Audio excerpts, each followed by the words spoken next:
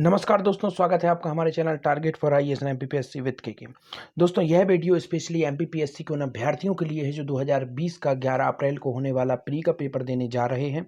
इस वीडियो में स्पेशली मैं डिस्कस करूंगा जो 15 आयोग इसके अंतर्गत दिए गए हैं, उसका यह पहला पार्ट है। इसके अंदर मैं अधिक से अधिक इंपॉर्टेंट फैक्ट आपको देने की कोशिश करूंगा। इसके अंदर हम लोग डिस्कस करेंगे दोस्तों, क्योंकि सबसे अधिक दिक्कत हो रही है इनके जो वर्तमान अध्यक्ष हैं वह इंटरनेट पर भी बड़ी मुश्किल से ढूंढने पर मिलते हैं, और जो प्रथम अध्यक्ष हैं वह तो लगभग अधिकतम मिल भी जाते हैं, परंतु वर्तमान अध्यक्ष में काफ़ी ज़्यादा कन्फ्यूजन है। और इस समय के जो मैं आपको वर्तमान अध्यक्ष बता रहा हूं, आज मैं आप इस वीडियो को अपलोड कर रहा हूं जब, तो आज से आप यकीन मानिए आपके एग्जाम को बहुत से बहुत 14 से या 15 दिन लगभग बचते हैं। और यकीन मानिए यह आज ही का करंट का डाटा है, यानी आज तक का यह करंट डाटा। और इस बीच में मैंने उन सब अध्यक्षों को यहाँ पर रखा है जो एग्जाम के लगभग बाद तक रहेंगे।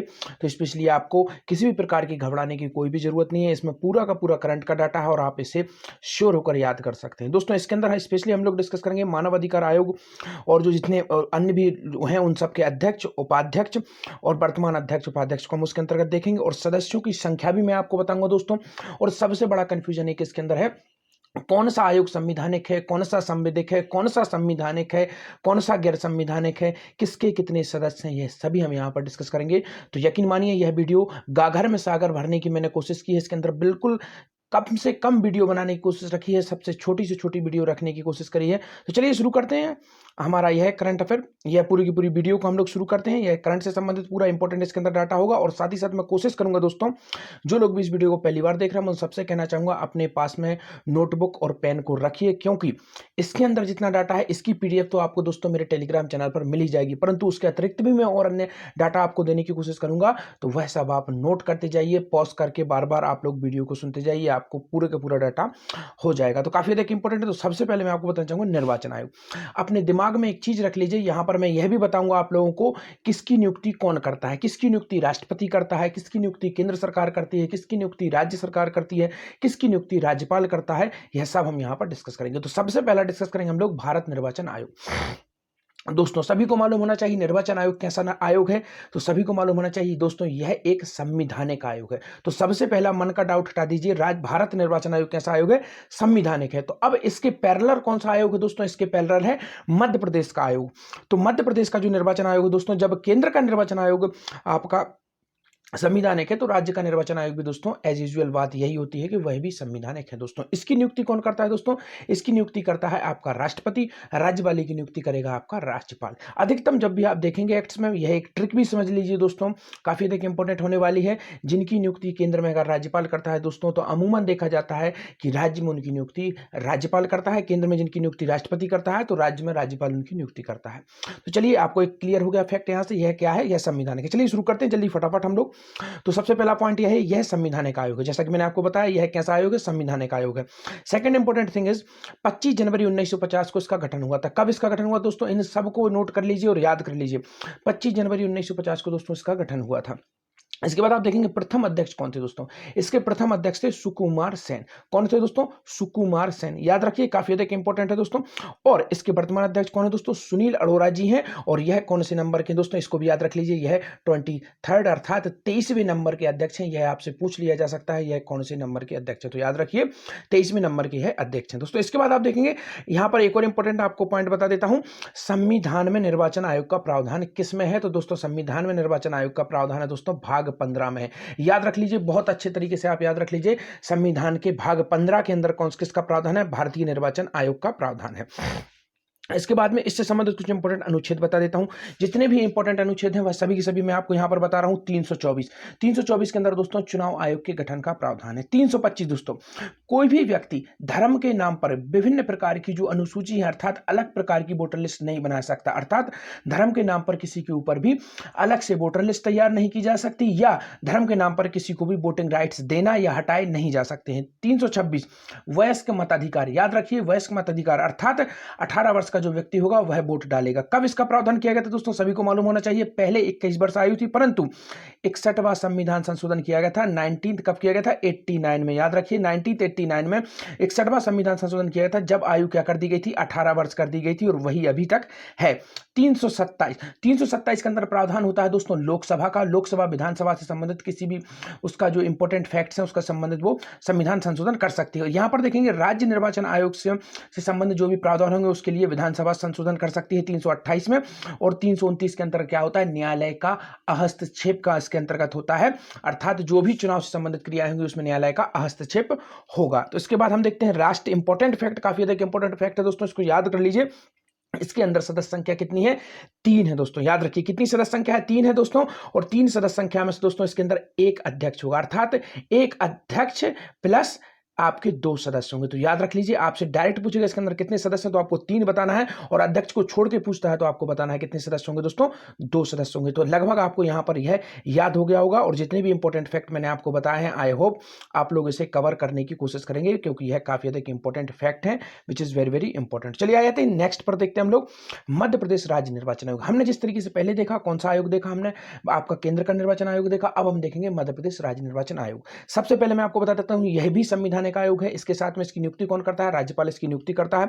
अब हम देखेंगे इन दोनों को दोस्तों, यह भी याद रखिए इन दोनों को हटाने का प्रावधान किस तरीके से होगा, जिस तरीके से सुप्रीम कोर्ट को जज को हटाया जा सकता है, और यहां पर आप देखेंगे हाई कोर्ट के जज को जिस तरीके से हटाया जा सकता है उसी प्रक्रिया से नहीं हटाया जाएगा। अब राज्य निर्वाचन आयोग का प्रावधान कब किया गया था दोस्तों, सभी को मालूम होना चाहिए 73वां और 74वां जब संविधान संशोधन किया गया था 1992 में, उसके अंतर्गत पंचायती राज तथा नगरीय निकाय थे, इनको क्या दर्जा दिया गया था, संवैधानिक दर्जा दिया गया था। तो इनका स्पेशली कार्य क्या होता है दोस्तों, यह इलेक्शन कराते हैं केवल जो लोकल बॉडीज होती हैं, जैसे कि हमारे मध्य प्रदेश में अभी इलेक्शन आने वाले हैं, नगरीय निकाय तथा नगर जो पंचायतें हैं उनके। तो जितने भी ग्राम पंचायत है, नगरीय निकाय, इनका चुनाव कौन कराता है, राज्य निर्वाचन आयोग, और किसी का भी नहीं कराता दोस्तों। और केंद्र वाला है वह राष्ट्रपति का कराएगा, उपराष्ट्रपति का कराएगा, इसके बाद में आपका विधानसभाओं का कराएगा और लोकसभा का कराया जाएगा। इसके बाद नगर पालिका और पंचायत का चुनाव कौन कराएगा, राज्य निर्वाचन आयोग। अब हम देखते हैं इसके संविधान संशोधन में प्रावधान है। तो आप देखेंगे जो नगर पंचायत है दोस्तों, उसका प्रावधान किसके अंतर्गत है, 243 के। याद रख लीजिए बहुत अच्छे से, पिछली बार यह पूछ भी लिया गया था।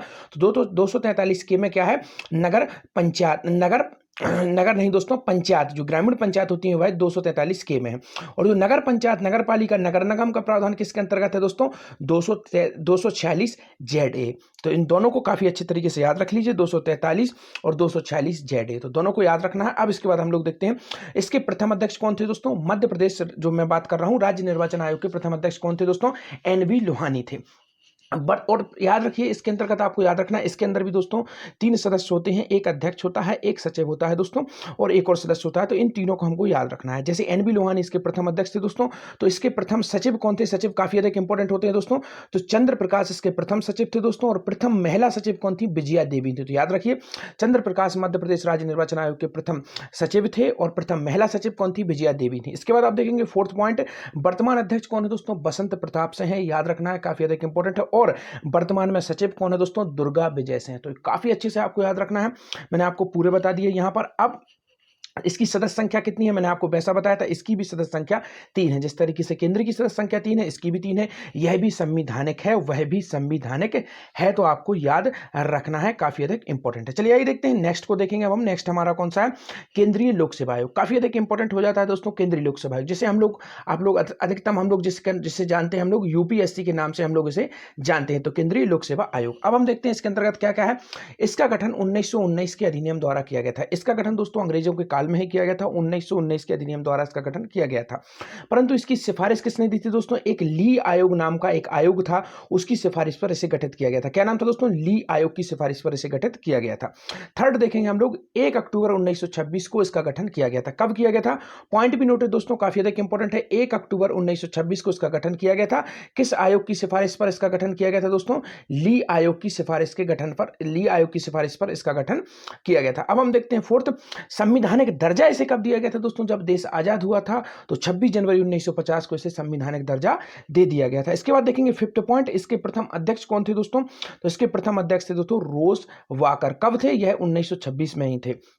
इसके बाद आपको बताता हूं उसकी प्रथम महिला अध्यक्ष कौन थी दोस्तों, रोज मिलियन वैथ्यू। तो यह भी याद रखिए, रोज वाकर, रोज मिलियन वैथ्यू। इसमें एक छोटी सी ट्रिक है दोस्तों, मैं आपको बता सकता हूं, अगर आप लोग इसको समझ जाएं तो काफी अधिक इंपॉर्टेंट होगी। रोज बाकर, इसको वर्ड को याद रखिए, रोज बाकर, क्योंकि यह काफी अधिक डिफिकल्ट है। तो कुछ छोटी मोटी ट्रिक्स कुछ हो सकती हैं, सभी में तो हम ट्रिक्स नहीं बना सकते, परंतु जिनमें ट्रिक्स बन सकती है उनमें मैं आपको यहां पर बनाने की कोशिश करूंगा। जैसे कि रोज बाकर, अर्थात इसके जो प्रथम अध्यक्ष थे वह रोज बाक करने जाते थे। आप इनको समझ सकते हैं, रोज बाकर अर्थात रोज बाक करने जाते थे, और इन्हें एक रोज बाकर, और यहां पर देखेंगे आप रोज, रोज एक मिलियन नामक, मिलियन अर्थात एक महिला मिलती थी, मैथ्यू नामक महिला मिलती थी, और वो इन्हें क्या देती थी, रोज देती थी। रोज अर्थात इसको रोज भी बोल सकते हैं आप, रोज बैथ्यू, रोज बैथ्यू, तो इनके द्वारा इन्हें रोज दिया जाता था। तो दोनों आप याद रख सकते हैं, इस तरीके से कोई भी ट्रिक हो आप सेट कर सकते हैं दिमाग में। मेरा एक छोटा सा प्रयास था आपको बताने के लिए। देखते हैं सेवेंथ, आजादी के बाद प्रथम भारतीय अध्यक्ष कौन थे दोस्तों, एच के कृपलानी। याद रखिए, एच के कृपलानी काफी अधिक इंपॉर्टेंट है। और वर्तमान अध्यक्ष कौन है दोस्तों, प्रदीप कुमार जोशी हैं। याद रखिए, प्रदीप कुमार जोशी हैं वर्तमान अध्यक्ष। तो यह थे कुछ इंपॉर्टेंट फैक्ट इससे संबंधित। अब हम देखते हैं मध्य प्रदेश लोक सेवा आयोग, यह भी काफी अधिक इंपॉर्टेंट है और डायरेक्टली भी आपके सिलेबस में दिया गया है। और जब आप मध्य प्रदेश लोक सेवा आयोग की परीक्षा में अपेयर हो ही रहे हैं तो इससे संबंधित जानकारी आपको होना ही चाहिए। तो देखते हैं स्थापना कब हुई थी दोस्तों, 1 नवंबर 1956 को हुई थी दोस्तों। यहां पर एक पॉइंट में काफी अधिक इंपॉर्टेंट पॉइंट मैं आपको बता देता हूं, और हाईलाइटेड पॉइंट है दोस्तों, इसको आपको याद रखना है, जो कि काफी अधिक इंपॉर्टेंट हो जाता है। आपको बता देना चाहूंगा इससे संबंधित एक और इंपॉर्टेंट पॉइंट यह है दोस्तों कि 1 नवंबर 1956 को इसकी स्थापना कर दी गई थी, परंतु इसको राष्ट्रपति द्वारा अनुमति कब दी गई थी, यह अधिक बार पूछ लिया जाता है। तो 27 अक्टूबर, याद रखिए 27 अक्टूबर आपका 1956 में ही राष्ट्रपति द्वारा इसे अनुमति दे दी गई थी। तो आपको याद रखना है, अक्टूबर में से अनुमति दी गई थी और नवंबर में से स्टेब्लिश कर दिया गया था, जो कि काफी अधिक इंपॉर्टेंट होता है, इसे आप याद रख सकते हैं। तो आप देखते हैं नेक्स्ट क्वेश्चन, इसके प्रथम अध्यक्ष कौन थे दोस्तों, डीबी रेंगे। डीबी रेंगे, रेंगे अर्थात आप दिमाग में कोई भी चीज सेट कर सकते हैं, एमपीपीएससी रेंग रही है, रेंगे, कुछ भी कर सकते हैं। तो इस तरीके से आप अपने इसको दिमाग में बिठाइए, क्योंकि बिठाना काफी अधिक जरूरी है और डायरेक्ट क्वेश्चन इसी तरीके से आपसे बनेंगे। देखते हैं हम लोग थर्ड, वर्तमान अध्यक्ष कौन है दोस्तों, राजेश लाल मेहरा। कार्यवाहक हैं, इसको पॉइंट भी नोट है दोस्तों, वर्तमान अध्यक्ष राजेश लाल मेहरा है, परंतु यह कैसे अध्यक्ष हैं, यह दोस्तों कार्यवाहक अध्यक्ष हैं। तो यह आपको याद रखना है, कैसे अध्यक्ष हैं दोस्तों, यह हैं आपके कार्यवाहक अध्यक्ष, वर्तमान अध्यक्ष हैं परंतु कार्यवाहक अध्यक्ष हैं। अब देखते हैं हम संवैधानिक प्रावधान, संविधान के किस भाग में है दोस्तों। तो यहां पर संवैधानिक प्रावधान से आप यहां पर मेरा तात्पर्य है दोस्तों, यह दोनों के दोनों एक ही संवैधानिक प्रावधान के अंतर्गत आते हैं, अर्थात केंद्र वाला यूपीएससी और यह भी दोनों ही संवैधानिक है। दोनों की नियुक्ति किसके द्वारा की जाती है, राष्ट्रपति द्वारा की जाती है दोस्तों। अब अनुच्छेद यानी भाग, संविधान के किस भाग में यह आते हैं, तो भाग 14 के अंदर यह आते हैं, दोनों यूपीएससी और एमपीपीएससी। और किस अनुच्छेद से किस अनुच्छेद तक इनका प्रावधान है दोस्तों, तो अनुच्छेद 315 से 323 तक इनका प्रावधान है। अब आप अपने पेन और काफी को पकड़ लीजिए और मैं आपको बताता जाता हूं किस अनुच्छेद में क्या है, तो फटाफट आप लिखते जाइए। तो चलिए शुरुआत करते हैं 315 से। इसके पहले मैं कुछ और पॉइंट है जिनको आप क्लियर करना चाहूंगा। अब आते हैं हम लोग, शुरुआत करते हैं, पूरा का पूरा इंपॉर्टेंट यहां पर मैं आपको बताने वाला हूं। चलिए शुरू करते हैं। तो सबसे पहला मेरा पॉइंट है आपके लिए 315, याद रखिए 315। 315 में दोस्तों इनके गठन का प्रावधान है, क्या है, इनके गठन का प्रावधान 315 के अंतर्गत है। अब देखेंगे डायरेक्ट 315 के बाद आ जाएंगे आप 316। 316 में क्या है दोस्तों, नियुक्ति है। तो क्या है दोस्तों, 316 में नियुक्ति। अब इसके बाद देखेंगे 317। 317 में क्या है दोस्तों, पद से हटाया जाना, अर्थात इनको पद से किस प्रक्रिया से हटाया जाएगा, कब कब हटाया जाएगा, तो 317 में इनको पद से हटाया जाना है। 318 में क्या है दोस्तों, इनकी कार्य की दशाएं हैं, क्या है, कार्य की दशाएं हैं। इसके बाद देखेंगे आप 319, अब मैं यहां पर डायरेक्ट संख्या लिखता जाऊंगा, 300 आपको सभी को मालूम है। 319 में क्या है दोस्तों, इनकी कार्य समाप्ति के बाद पद पर बना रहना। और इसके बाद में आप देखेंगे 320। 320 में क्या है दोस्तों, इस आयोग के कृत्य हैं, अर्थात दोनों आयोगों के कृत्य किसके अंतर्गत दिए गए हैं, 320 में दिए गए हैं दोस्तों। अब आप देखेंगे 321 में, तो 321 में दोस्तों उन्हीं कृत्यों का क्या है, विस्तार है। अब आप देखेंगे 322, काफी अधिक इंपॉर्टेंट है दोस्तों 322, याद रख लीजिए 322। अगेन मैं आप लोगों को बोल रहा हूं 322 काफी अधिक इंपॉर्टेंट है। 322 के अंतर्गत क्या होता है दोस्तों, 322 के अंतर्गत इसका होता है वित्त, अर्थात इसका खर्चा, खर्चा इसके अंतर्गत 322 के अंतर्गत आता है। और यहां पर देखना आपको सर्वाधिक इंपॉर्टेंट इसका 323, याद रखिए सबसे लास्ट और सबसे अधिक इंपॉर्टेंट 323। 323 में क्या होता है दोस्तों, यह अपना जो वार्षिक प्रतिवेदन होता है, अर्थात यूपीएससी अपना वार्षिक प्रतिवेदन 323 के अंतर्गत किसे देगा, राष्ट्रपति को देगा, और एमपी एमपीपीएससी अपना वार्षिक प्रतिवेदन 323 के अंतर्गत इसी अनुच्छेद के अंतर्गत किसे देगा? राज्यपाल को देगा। तो यह कुछ इंपॉर्टेंट फैक्ट थे जो कि मैंने आपको बताने की कोशिश की। अब देखते हैं सीएजी अर्थात कैग, नियंत्रक एवं महालेखा परीक्षक, काफी अधिक इंपॉर्टेंट है। यहां पर भी मैं आपको बता देना चाहूंगा, अभी मैं आपको रिवाइज करा देता हूं फटाफट। हमने सबसे पहले डिस्कस किया था आपका निर्वाचन आयोग, दोनों निर्वाचन आयोग एमपी और आपका राष्ट्र का, तो दोनों क्या है? संविधानिक ने कहा है, दोनों की नियुक्ति कौन करता है? राष्ट्रपति करता है। दोनों में सदस्य कितने हैं दोस्तों? 3-3 है। इसके बाद हमने देखा यूपीएससी और एमपीपीएससी। एमपीपीएससी में दोस्तों सदस्य संख्या कितनी है मैं बताना भूल गया था, 5 सदस्य संख्या है। याद रख लीजिए, इसको नोट कर लीजिए फटाफट आप लोग। 5 सदस्य संख्या है। कितनी सदस्य संख्या है एमपी में? 5 सदस्य संख्या है। और यूपीएससी का आपका दोस्तों यह है, और दोनों की सदस्य संख्या दोस्तों राष्ट्रपति निर्धारित करता है, यह भी आपको याद रखना है। और दोनों की आपका जो एमपीपीएससी उसकी नियुक्ति राज्यपाल करता है, और यूपीएससी की नियुक्ति कौन करता है? राष्ट्रपति करता है। दोस्तों स्पेशली एमपीपीएससी का जो अध्यक्ष है, इसका आयु में कुछ डिस्टर्बेंस है, मैं आपको बता देता हूं, काफी अधिक इंपॉर्टेंट है, इसको भी याद रख लीजिए। एमपीपीएससी का जो अध्यक्ष है उसको पॉइंट भी नोटेट कर लीजिए, उसकी रिटायरमेंट की एज है 62 वर्ष और 6 वर्ष की आयु। और जो यूपीएससी का है उसकी क्या है दोस्तों? उसकी है आपकी 65 और 6 वर्ष की आयु। तो उसको याद रखना है, इसकी 62 वर्ष अर्थात इसकी कम है, तो इसको याद रख लीजिए, काफी अधिक इंपॉर्टेंट है, पूछा भी जा सकता है। अब देखते हैं हम कैग, नियंत्रक एवं महालेखा परीक्षक। यह भी दोस्तों संविधानिक ने कहा है, सभी को मालूम होना चाहिए। संविधान के जो भाग है दोस्तों, उसके अंतर्गत भाग जो आपका संविधान का भाग 5 आता है, उसके अंतर्गत इसका प्रावधान है। तो संविधान के भाग 5 के अंतर्गत क्या आता है? कैग आता है। और इसका जो आप देखेंगे 148 से लेकर आप इसको देखेंगे 151 तक इसका प्रावधान है, वह सभी हम यहाँ पर डिस्कस करेंगे। तो चलिए शुरू करते हैं। संविधानिक है, जैसा कि मैंने शुरुआत में बताया आपको, यह भी संविधानिक निकाय है। प्रथम कौन थे दोस्तों? प्रथम थे वी नरसिंह राव। तो यह भी आपको याद रखना, वी नरसिंह राव इसके प्रथम अध्यक्ष थे। अब वर्तमान में कौन है दोस्तों? गिरीश चंद्र मुर्मू। कौन है दोस्तों? गिरीश चंद्र मुर्मू। और यह कौन से नंबर के हैं? यह 14वें नंबर के हैं। तो इसको याद रखिए, यह 14वें नंबर के हैं, गिरीश चंद्र मुर्मू हैं। इसके बाद देखेंगे आप 4th, संविधान के भाग 5 में प्रावधान है। मैंने शुरुआत में आपको बताया था संविधान के भाग 5 में कैग का प्रावधान है। अब इसके आप देखेंगे अनुच्छेद कौन से हैं, 148 से 151 तक। चलिए आपको फटाफट पूरे अनुच्छेद रिवाइज करा देता हूं। फटाफट आप लोग अपना पेन कॉपी को पकड़ लीजिए और शुरुआत करते हैं। 148 याद रखिए, 148 में क्या है? कैग के पद का प्रावधान है दोस्तों। 148 में कैग के पद का प्रावधान याद लिख लीजिए आप, कैग के पद का प्रावधान। 148 के बाद आप देखेंगे 149, मैं डायरेक्ट लिखता जा रहा हूं, आप 140 आप लगा लीजिए। 149 के अंतर्गत क्या है दोस्तों? इसके अंतर्गत है इसकी शक्तियां अर्थात पावर। 48 में इसका गठन होता है, 49 से इसको पावर मिलती है। किससे पावर मिलती है दोस्तों? 49 से इसको पावर मिलती है। इसके बाद आप देखेंगे 150, 150 में यह क्या करता है? सलाह देता है। क्या देता है दोस्तों? सलाह देता है। किसे सलाह देता है? राष्ट्रपति को सलाह देता है। किसे सलाह देता है? राष्ट्रपति को सलाह देता है। इसके बाद आप देखेंगे 151 लास्ट है और इंपॉर्टेंट। तो चलिए देखते हैं 151 क्या करता है दोस्तों? यह अपना प्रतिवेदन देता है, वार्षिक प्रतिवेदन देता है। किसे देता है दोस्तों? राष्ट्रपति को अपना प्रतिवेदन देता है। तो आपको याद रखना है, आपको मैंने पूरे आर्टिकल बता दीजिए, 4 आर्टिकल हैं और काफी अधिक इंपॉर्टेंट है दोस्तों। इसका रिटायरमेंट एज क्या है? इसका रिटायरमेंट एज वही है 6 वर्ष और 65 वर्ष की आयु, जो भी पहले हो उसका रिटायरमेंट हो जाएगा दोस्तों। इसे हटाने का प्रावधान वही है जो आपके सुप्रीम कोर्ट के जज को हटाने का प्रावधान होता है, वही इसके हटाने का प्रावधान है। अब आपको यहां पर बता देता हूं कुछ और इंपॉर्टेंट फैक्ट इसी से संबंधित, जैसे कि सबसे पहला इंपॉर्टेंट फैक्ट यह है दोस्तों, यह 3 प्रकार की जो लेखाएं हैं उन पर कार्य करता है। सबसे पहली लेखा कौन सी? लिख लीजिए दोस्तों, विनियोग लेखा। लिख लीजिए विनियोग, याद रख लीजिए आप, विनियोग लेखा पर यह अपनी लेखा रिपोर्ट देता है केंद्र सरकार और राज्य सरकारों को। 3 लेखाएं होती हैं, एक विनियोग लेखा होती है, दूसरी होती है दोस्तों वित्त पर लेखा, याद रखिए वित्त पर लेखा, और तीसरी होती है दोस्तों सरकारी उपक्रमों पर लेखा। दोबारा से मैं बोलता हूं, विनियोग लेखा, सेकंड है वित्त लेखा और थर्ड है सरकारी उपक्रमों की लेखा। अर्थात 3 लेखाएं यह देता है, तो आपको याद रखना है। और यहां पर एक और इंपॉर्टेंट फैक्ट आपको बता देता हूं दोस्तों, जो अंग्रेजों के समय में ही दोस्तों इसका महालेखागार का कार्यालय बना दिया गया था। कब बनाया गया था? सभी को याद रखना है, 1857 की क्रांति हुई थी, उसके 1 साल बाद अर्थात 1858 में ही इसका कैग का कार्यालय बना दिया गया था, इसको याद रखना है। और 1919 आपको याद रखना है, आपके सिलेबस में भी है अधिनियम 1919 अधिनियम में दोस्तों कैग को क्या कर दिया गया था? एक सरकारी नियंत्रण से बाहर कर दिया गया था, याद रखना है दोस्तों। और कैग का लेखा से परीक्षा का अलग कब कर दिया गया था? 1974 में से अलग कर दिया गया था। यह कुछ इंपॉर्टेंट फैक्ट है, आप लिखते जाइए। तो चलिए आइए देखते हैं नेक्स्ट क्वेश्चन। नीति आयोग, यह दोस्तों असंवैधानिक है, याद रखना है दोस्तों, क्या है? असंवैधानिक है, यह संवैधानिक नहीं है दोस्तों। इसे किसके स्थान पर बनाया गया है दोस्तों? इसे बनाया गया है योजना आयोग के स्थान पर। चलिए आइए देखते हैं गैर संविधानिक, जैसा कि मैंने बताया असंविधानिक या गैर संविधानिक इसको लगाना है, यह संविधानिक नहीं है। इसके बाद देखते हैं अध्यक्ष कौन है। इसके अध्यक्ष होंगे दोस्तों पीएम। वर्तमान में कौन है? नरेंद्र मोदी जी हैं। जब बना था तब भी कौन थे? नरेंद्र मोदी जी थे। ये कब बना था दोस्तों? देखते हैं अभी।